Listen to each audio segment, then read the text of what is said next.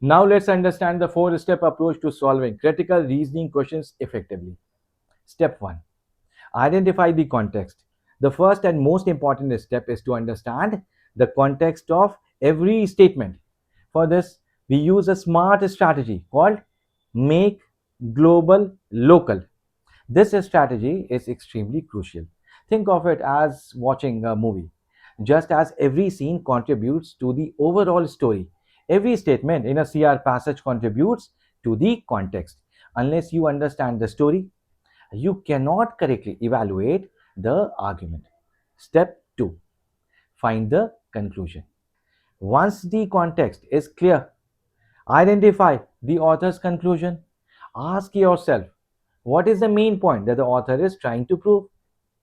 Step 3. Form a question to the conclusion. After identifying the conclusion, frame a question to it. We call this technique Q2C, question to the conclusion. Interestingly, this is the same line of reasoning that examiners and CR textbooks frequently use while constructing arguments. Step 4.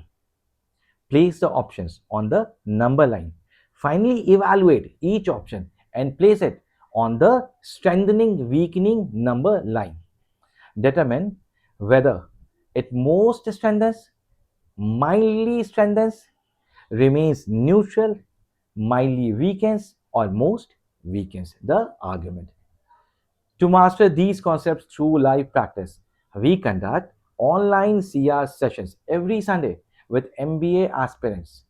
If you would like to join the WhatsApp group, link is available in the description box.